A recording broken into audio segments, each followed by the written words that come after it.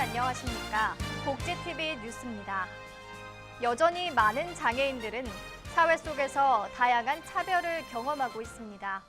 이에 고양시는 이들의 이야기를 직접 듣고 당사자 중심의 복지 실현 방안을 모색하고자 백인 토론회를 열었습니다.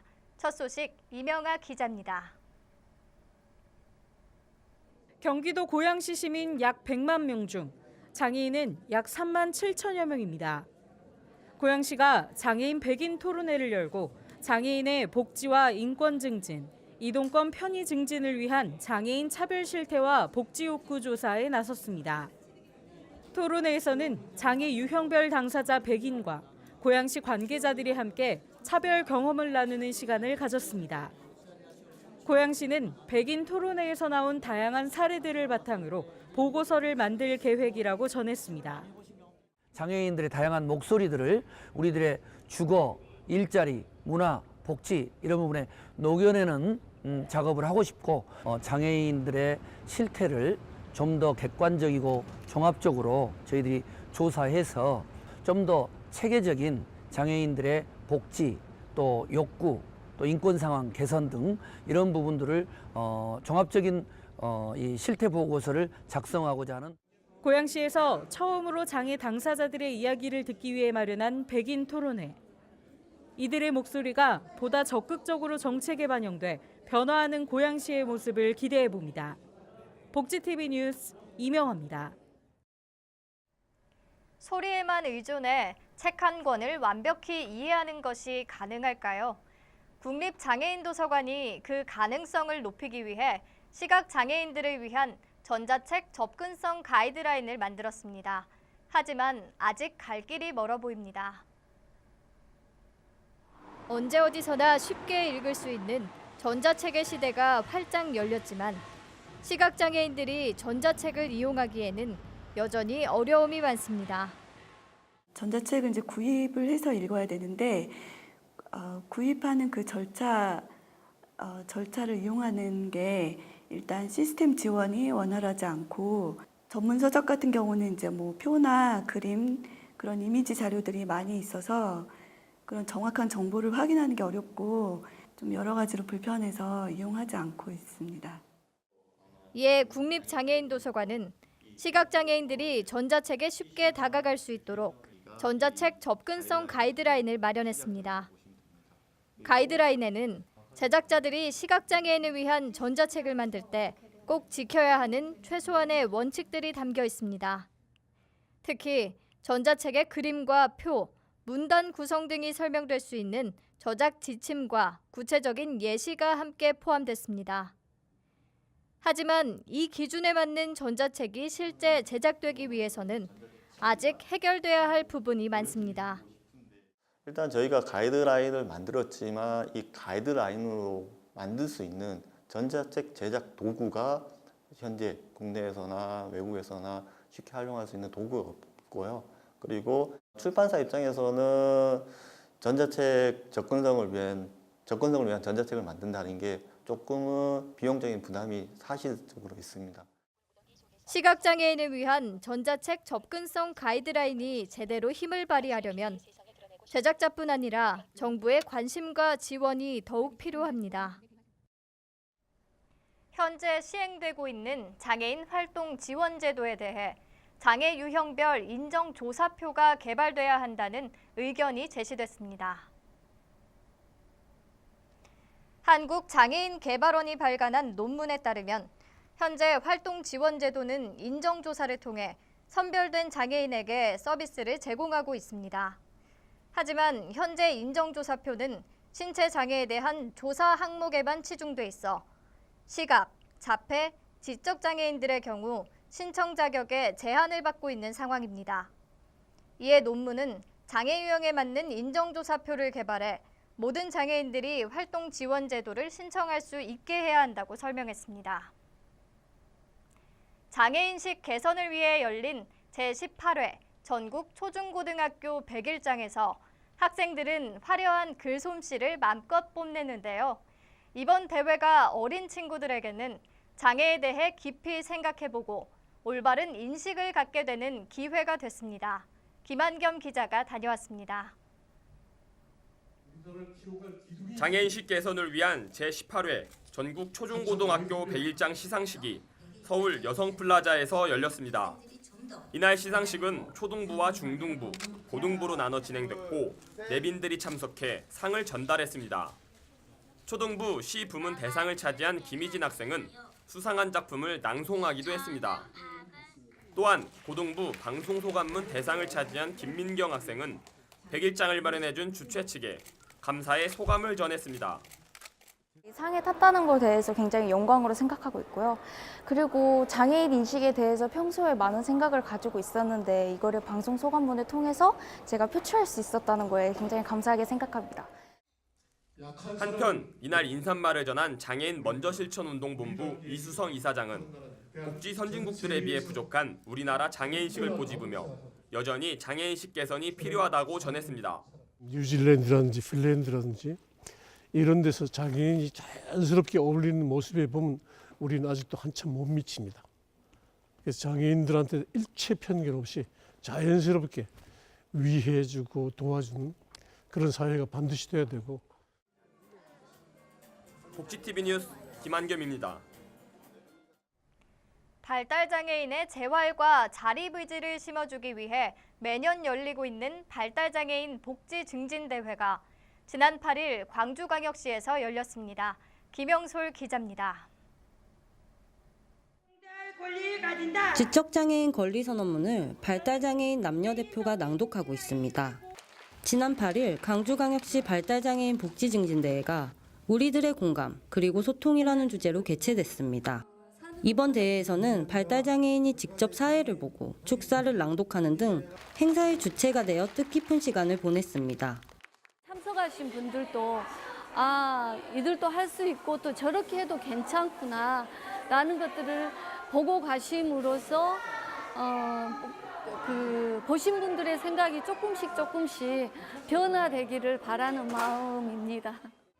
이날 행사에는 코믹 댄스와 오카리나 등 다채로운 공연이 펼쳐졌습니다. 복지TV 뉴스 김영솔입니다. 일과 육아를 병행하는 워킹맘들은 직장 내 어린이집에 대한 만족도가 상당히 높지만 그 숫자는 턱없이 부족한 상황입니다. 경기도 또한 직장 어린이집이 190여 개로 전체 어린이집과 비교하면 1.6%에 그치는 수준입니다. 이에 경기도는 보육시설이 모자란 중소기업 밀집 지역을 중심으로 직장 어린이집을 늘리겠다고 밝혔습니다. 황현희 기자입니다. IT 업체에서 근무하는 권설리 씨. 지난해 아이를 낳고 회사에 복귀해 바쁜 나날을 보냅니다. 직장 어린이집에 아이를 맡기면서 일과 육아를 병행하는데 큰 만족을 느낍니다. 같은 건물 내에 있다는 사실만으로도 좀 안정이 되고 바로 내려가서 또 돌봐볼 수도 있는 거니까 그런 부분들은 큰 장점인 것 같고. 최근 이런 이유로 직장 어린이집이 국공립보다 선호도가 높은 편입니다. 하지만 경기도 내 직장 어린이집은 190여 곳으로 전체 어린이집의 1.6% 수준. 이마저도 근로자 500명 이상, 여성 근로자 300명 이상일 경우에 설치 의무가 있어 중소기업 밀집 지역은 12곳에 불과합니다. 경기도는 해당 시군, 근로복지공단과 손을 잡고 중소기업 밀집 지역이나 산업단지에 공동 직장 어린이집을 늘리겠다고 밝혔습니다. 아이를 맡기고 편안하게 일을 보실 수 있도록 하는 게 첫 번째 목적이고요. 이렇게 보육 문제를 해결함으로써 중소기업에 많은 좋은 인재들이 와서 일할 수 있도록 하는 두 가지를 모두. 도는 올해 도내 10곳의 공동 직장 어린이집을 우선 설치하고 2018년에는 30곳을 목표로 한다는 계획입니다. 복지TV 뉴스 황현입니다. 전라남도 무안군은 지난 7일 양성평등 주간을 기념해 황토골 문화축제를 열었습니다. 무안군 여성단체협의회 주관으로 열린 이날 행사에는 무안군수를 비롯한 여성단체 회원 등 1,500여 명이 참석했습니다.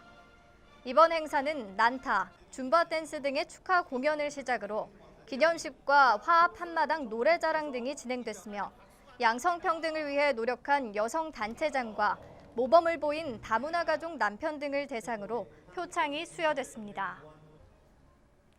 광주광역시가 지난 6일 사각지대에 놓인 사회복지사들의 처우 개선을 위한 현장의 목소리를 듣기 위해 간담회를 열었습니다.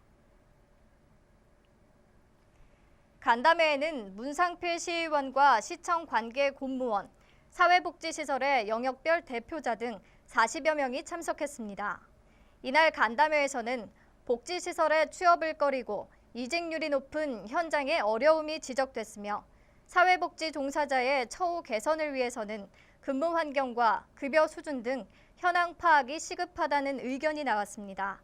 시는 실태 조사를 위해 오는 15일까지 TF팀을 구성해 향후 계속해서 논의를 이어갈 예정입니다.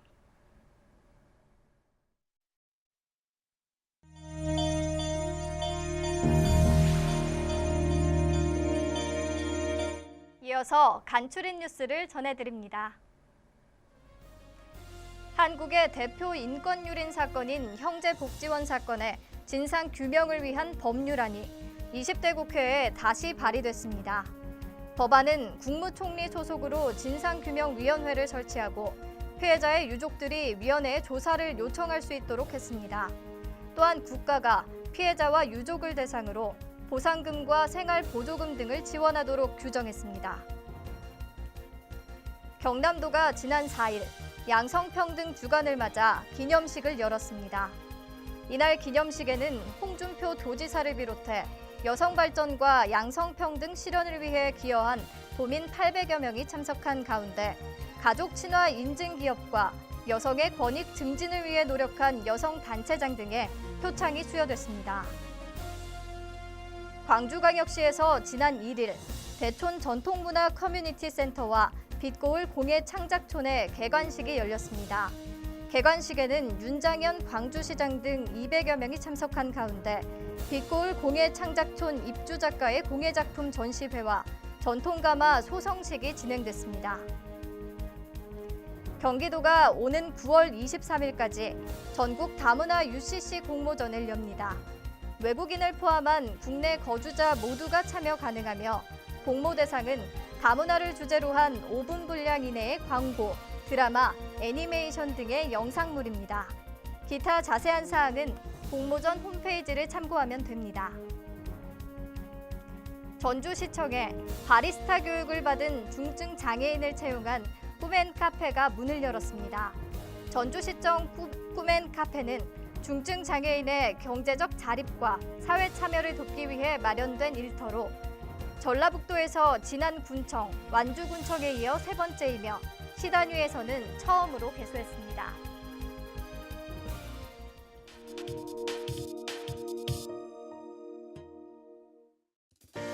장마철에는 햇빛을 보는 시간이 거의 없죠. 일조량이 줄면 호르몬 불균형을 초래해 생체 리듬이 깨지는 데다 자주 우울해지기 쉽다고 하는데요. 오늘 건강해지는 팁에서는 요즘 같은 장마철에 발생하기 쉬운 우울증에 대해 알아봅니다. 장마가 지속되면 평소보다 자주 우울한 감정을 느끼게 됩니다. 기분도 좀 가라앉고 움직이기도 싫고 상당히 무기력해지는 것 같아요. 장마철 우울감이 드는 건 호르몬의 불균형 때문입니다. 주목할 부분은 일조량 감소에서 비롯된다는 것. 수면을 담당하는 호르몬인 멜라토닌의 분비량이 늘어납니다. 멜라토닌은 어두워야 분비되는 특성이 있는데요. 문제는 멜라토닌 증가가 수면과 진정작용을 활성화해 우울감을 일으킨다는 것. 게다가 장마철에는 햇빛을 받아 생성되는 행복 호르몬, 세로토닌의 분비가 줄어듭니다. 장마철을 비롯한 계절성 우울증은 일조량의 변화가 주요 원인인 만큼 예방을 위해서는 생활 환경을 쾌적하게 만들어주는 것이 중요합니다.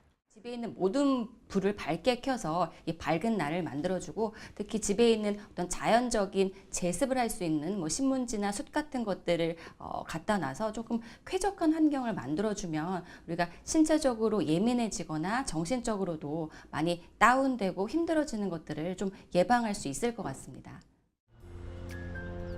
햇빛이 날 때는 꼭 30분 이상 햇빛을 쬐야 합니다. 행복 호르몬인 세로토닌이 분비되기 때문입니다. 또 기상 시간을 일정하게 유지하는 등 규칙적인 생활도 장마철 우울증을 예방하는 방법입니다. 본인의 노력만으로도 우울감이 해소되지 않는다면 전문가의 도움을 받아보는 것도 방법이니 꼭 참고하셔서 건강한 여름 보내시길 바랍니다. 최저 기온이 25도 이상인 무더운 밤을 열대야라고 하죠. 최근 이 열대야로 인해 밤에 잠 못 이루는 분들 많으실 텐데요. 열대야를 이기고 숙면하려면 TV 시청이나 스마트폰 사용을 삼가고 잠들기 전 반신욕이나 미지근한 물로 샤워를 해 체온을 낮춰주는 것이 좋습니다. 행복한 미래를 여는 방송 복지TV 뉴스를 마칩니다. 시청해주신 여러분 고맙습니다.